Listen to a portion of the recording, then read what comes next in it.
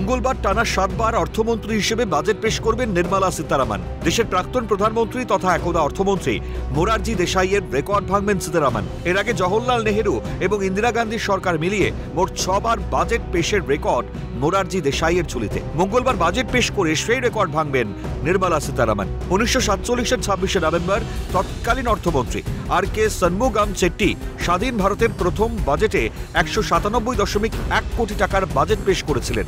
সে সময় বিকেল 5টায় বাজেট পেশের রীতি ছিল, কিন্তু 1999 সালে বাজপেয়ী সরকারের অর্থমন্ত্রী যশবন্ত সিনহা প্রথা ভেঙে সকাল 11টায় বাজেট পেশ করেন। লোকসভার সচিবালয়ের কাছে থাকার রেকর্ড মোতাবেক এমনও অনেক বাজেট পেশ হয়েছে যেখানে প্রধানমন্ত্রী বাজেট বক্তৃতা দিয়েছেন।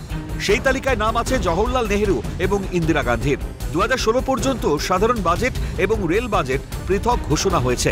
2017-র সাধারণ বাজেটের সঙ্গেই জুড়েছে রেল বাজেট। 2019-এ তৎকালীন অর্থমন্ত্রী অরুণ জেটলি অসুস্থ থাকায় ভোট অন অ্যাকাউন্ট পড়েন পীযূষ গোয়াল। তারপর থেকেই টানা 7 বার বাজেট বক্তৃতা নির্মলা সীতারামনের।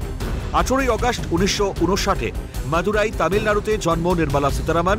অর্থনীতিতে স্নাতকোত্তর এবং JNU প্রাক্তনী।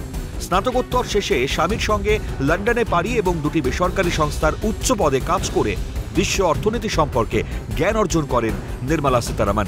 2006 সালে বিজেপিতে যোগ এবং জাতীয় মুখপাত্রের স্বীকৃতি লাভ। 2014 সালে প্রথম মোদী সরকারের আমলে অর্থ এবং কর্পোরেট বিষয়ক মন্ত্রকের প্রতিমন্ত্রী হিসেবে দায়িত্বভার।